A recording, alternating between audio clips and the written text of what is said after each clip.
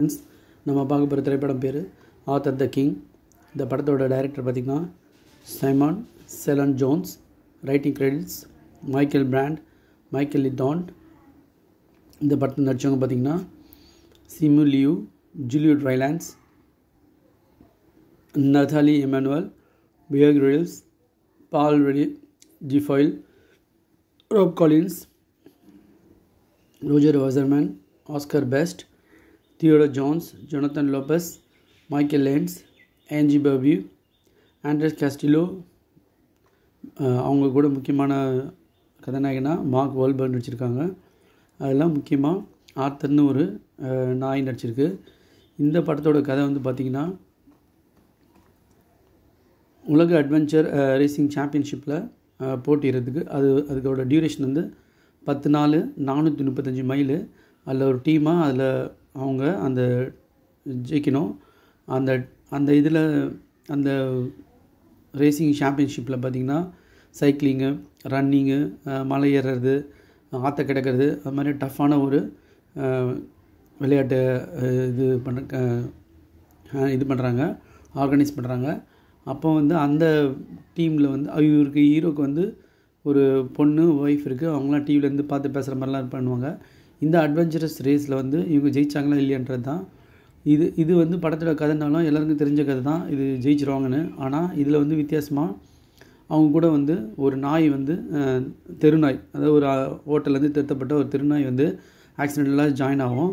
அப்போ இந்த நாய் வந்து ஒரு முக்கியமானதுன்னு ஃபஸ்ட்டு அவங்களுக்கு தோணி ரொம்ப அதை அடிச்சு தடுத்து அப்படிலாம் சொல்லுவாங்க. ஆனால் அடுத்தது இதில் பார்த்திங்கன்னா அந்த நாய் ஒரு முக்கியமான பங்களிக்கும்ன்றது அந்த டீமுக்கு அப்புறமா தான் தெரிய வரும். கடைசியில் நம்ம இப்போ எப்படி 12th ஃபெயில் படம் பார்க்கும்போது எப்படி நம்மளுக்கு கண்ணில் தண்ணி வந்து 3 Idiots பார்க்கும்போது எப்படி நம்மளுக்கு ஒரு ஆனந்த பிரமிப்பு கண்ணில் ஒரு ஆனந்த கண்ணீர் வந்ததோ, அதே மாதிரி இந்த படத்துலேயும் வந்து நம்ம சொல்லலாம். ஸோ ஒவ்வொரு இடத்துலையும் அந்த நாயோட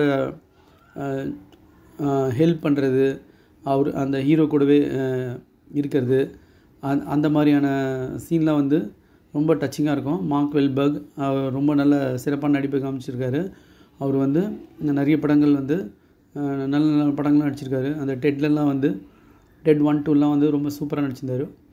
ஸோ அந்த மைக்கேல்ன்ற கேரக்டரில் அவர் ரொம்ப சூப்பராக அவர் வந்து இந்த படத்தில் அந்த நடிப்பை வெளிப்படுத்தியிருக்காரு. டிரான்ஸ்ஃபார்மரில் அப்படின்லாம் நடித்தா கூட இது வந்து ஒரு ஆக்ஷன் படம்னு சொல்லலாம், ஒரு ஆக்ஷன் ட்ராமான்னு சொல்லலாம். இதில் நாயோட பங்களிப்பு ரொம்ப சூப்பராக இருந்தது. இந்த படம் வந்து கண்டிப்பாக மஸ்ட் வாட்ச் மூவி. எல்லோரும் இந்த படத்தை வந்து கண்டிப்பாக பார்க்கணும். இது ஒரு உண்மை சம்பவம்னு சொல்கிறாங்க. இது ஆக்சுவலாக இது ஒரு புத்தகத்தோட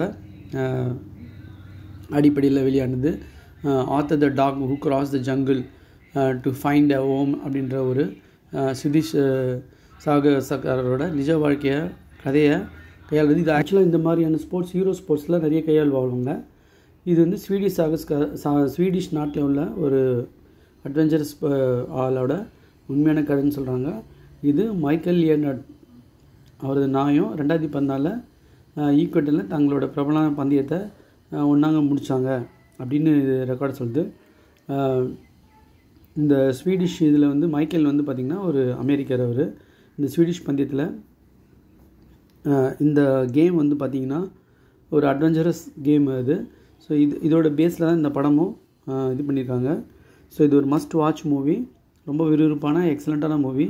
இதை தமிழ் டப் பண்ணாலும் நல்லாயிருக்கும். இதுக்கு லாங்குவேஜ் முக்கியமான கிடையாது, ஆக்சுவலி நம்மளே புரிஞ்சுக்கலாம். இது ஒரு மஸ்ட் வாட்ச். Thanks friends.